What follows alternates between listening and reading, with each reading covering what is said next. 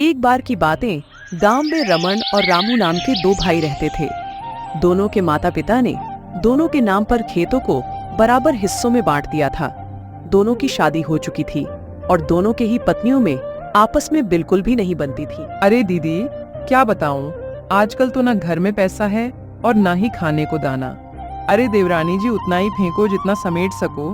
कल ही तो तुम्हारे घर पकवान बनने की महक उड़ रही थी और देवर जी भी कह रहे थे कि तुम्हारा कल समोसे खाने का मन था, इसीलिए हलवाई से खास समोसे तुम्हारे लिए बनवाई गई।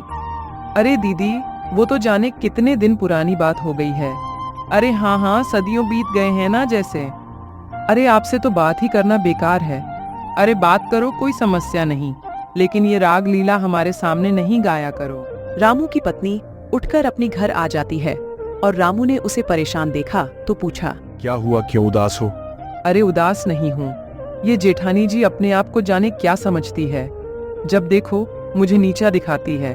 आप उनसे कुछ अच्छा काम क्यों नहीं करते जिससे हम पैसे वाले बन जाएं? हाँ, सोच रहा हूँ खेत बेच दूं, बेवजह की मेहनत और हाथ कुछ आता नहीं। सही कहा, उसके बाद हम शहर जाएंगे। हाँ, अब मैं खेतों पर जाता हूँ। रमन जितना मेहनती था, रामू उतना ही आलसी था। रामू हमेशा इस जुगाड़ में लगा रहता कि कहीं से उसे खूब सारा पैसा मिल जाए और सारी जिंदगी वह आराम से काट सके।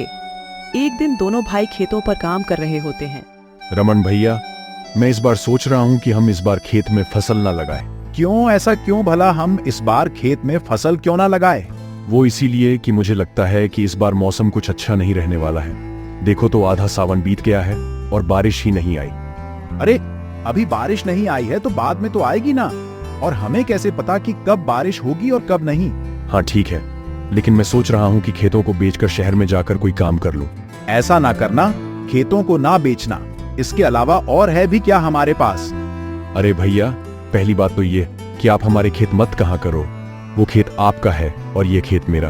अब मैं जा रहा हूँ। ये नहीं सुधरने वाला। रमन अपने काम में लग गया। दिन बीतते गए और सावन भी बीत गया। बारिश नहीं हुई। रामू की बात सच हुई। रमन बहुत परेशान था। उसने बीज लेने के लिए जमींदार से कर्जा लिया और एक दिन जमींदार उसके घर आया। अरे रमन, तुम यहाँ घर में आराम कर रहे हो। मैं तुम्हें ढूंढता हुआ तुम्हारे खेतों पर गया था। क्या बात है जमींदार साहब? रमन, मैंने तुम्हें बीज खरीदने के पैसे गर्मियों में ही दिए थे और तुमने कहा था सावन शुरू होते ही लौटा दोगे। अब तो सावन भी निकल गए। हाँ जमींदार साहब, मैंने कहा था, लेकिन आप तो जानते ही हैं कि सावन भी निकल गया है और बारिश भी नहीं आई है। अब बताओ मैं पैसे कहां से लाऊं? मैं आपके पैसे जल्द ही लौटा दूंगा। गांव के सभी लोगों की हालत बहुत खराब है। मुझे गांव के बाकी लोगों से मतलब नहीं है, मुझे सिर्फ उनसे मतलब है जो मेरा पैसा लेकर बैठा है। तुम मुझे मेरा पैसा कब दोगे, बस इतना जवाब दो। मुझे थोड़ा समय दीजिए, ये सर्दियां लगते ही आपके पैसे चुका दूंगा मैं, ठीक है? सिर्फ इन सर्दियों तक मैं तुझे मोहल्लत देता हूँ। उसके बाद अगर तुमने पैसे ना दिए तो तुम्हारे खेत मेरे नाम पर होंगे। मुझे मंजूर है। अरे मैंने पहले ही कहा था आपसे, जमींदार से पैसे उधार मत लो। ये पैसे देते वक्त तो बहुत अच्छा बनता है, लेकिन लेने के समय पर ये किसी को नहीं छोड़ता। अब क्या कर सकते हैं, और वैसे भी पैसे लिए हैं तो चुकाने तो पड़ेंगे। और नहीं चुका पाए तो फिर क्या होगा? अच्छा सोचो, अच्छा ही होगा, न जाने कैसी बात करती हो। अब मैं जरा खेतों पर होकर आता हूँ। रमन खेतों पर जाने के लिए निकल जाता है। वह देखता है कि रामू अपने खेतों पर जमींदार के साथ खड़ा होता है। देखिए जमींदार साहब, मैंने तो अपने भैया से भी कहा कि खेत बेच दे और दूसरा काम देख ले, लेकिन उन्हें तो ये घाटे का सौदा लगा। लेकिन मैं उनकी तरह बेवकूफ नहीं हूँ। हाँ सही कह रहे हो तुम, तुम्हारा फैसला एकदम सही है। अभी शहर में जाकर कोई काम करो और देखना इससे ज्यादा पैसा कमा लोगे। हाँ, वैसे भी मौसम का कोई अता पता नहीं रहता, कब कैसा हो जाए। खेती करना सच में घाटे का सौदा है। रामू अपने खेतों को जमींदार को बेच देता है और अपने घर लौट आता है। रमन अपने सूखे खेतों को देखता है और मन ही मन सोचता है, अगर मैंने भी अपने खेत बेच दिए तो इस गांव में रुकने की कोई वजह नहीं रह जाएगी। ये गांव तो मेरा घर है। अपने ही घर में बेघर होना मुझसे सहन नहीं होगा। रमन वहीं बैठ जाता है। आसमान में सूरज अभी भी मई जून की गर्मी की तरह चमक रहा था। रमन एक पेड़ के नीचे सुस्ताने लगता है। तभी वहाँ से एक बूढ़े बाबा गुजरते हैं। अरे बेटा, कुछ पानी पीने के लिए है। बेटा, यहाँ तो कोई भी एक घूंट पानी पिलाने को तैयार नहीं। हाँ बाबा, ये साल सूखा रहा ना, इसीलिए सब पानी बचा रहे हैं। लेकिन पानी बचाने का यह मतलब तो नहीं कि किसी प्यासे को पानी ही ना पिलाओ।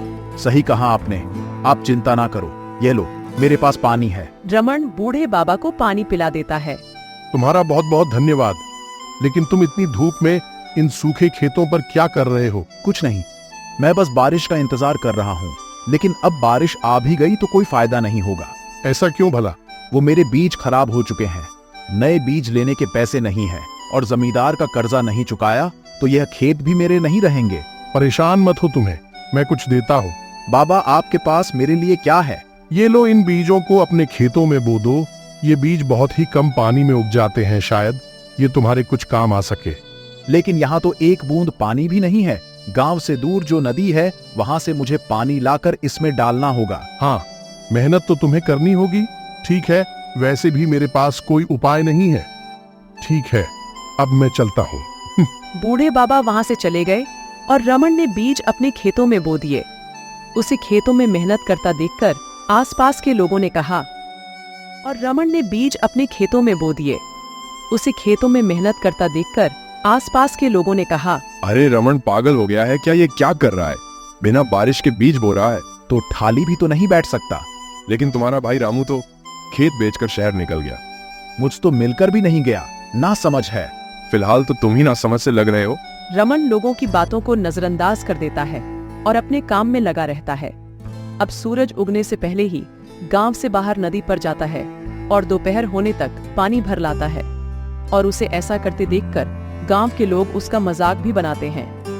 एक दिन उसकी पत्नी ने कहा, अरे ये आप क्या कर रहे हैं? इतनी मेहनत से पानी भर कर लाते हैं जो खेतों में पता भी नहीं चलता। आप तो चम्मच से समुंदर खाली करने का काम कर रहे हैं। नहीं भाग्यवान, बूढ़े बाबा की बात गलत नहीं होगी। देखना, हमारे खेत फिर हरे हो जाएंगे। रमन को ऐसा करते करते 1 महीना बीत गया। एक सुबह जब वो अपने खेतों पर पहुंचा तो देखकर खुश हो गया। उसके खेतों में पौधे उगाए थे और अब वो दुगनी मेहनत से काम करने लगा। धीमे धीमे उसके पौधे पेड़ बन गए और उन पर रस भरे आम लटकने लगे। गांव के सभी लोग आश्चर्य में थे कि आम के पेड़ रमन के पास कैसे उगाए। रमन ने आम बाजार में बेच दिए और जमींदार का कर्जा चुका दिया। इस बार तो बच गए खेत तुम्हारे, सब भगवान की कृपा है। देखते ही देखते 1 साल बीत गया और रमन ने गांव में आम का बड़ा बाग खड़ा कर दिया। उसने खूब पैसा कमाया और रामू के खेतों को भी जमींदार को मुंह मांगी कीमत देकर खरीद लिया, और इस तरह रमन की मेहनत रंग लाती है।